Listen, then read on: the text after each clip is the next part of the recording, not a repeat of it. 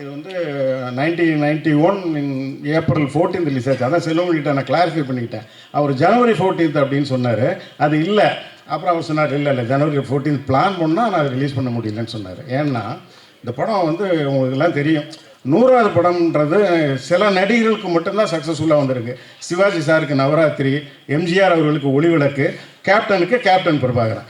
அதில் அப்போ வந்து கேப்டன் பிரபாகரன் ரொம்ப முதல்ல 100வது படமாக சென்டிமெண்ட்டாக அது சரியாக வராது அப்படின்னு நினச்சாங்க. படம் பெரிய ஹிட்டு.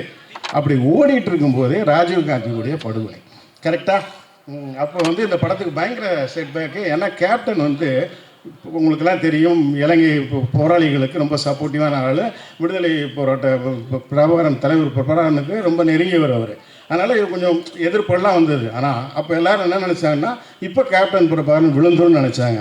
ஆனால் அதுக்கு அப்புறமும் அந்த படம் பெரிய சக்ஸஸ் ஆச்சு. அதுதான் அந்த படத்தினுடைய மிகப்பெரிய வெற்றி.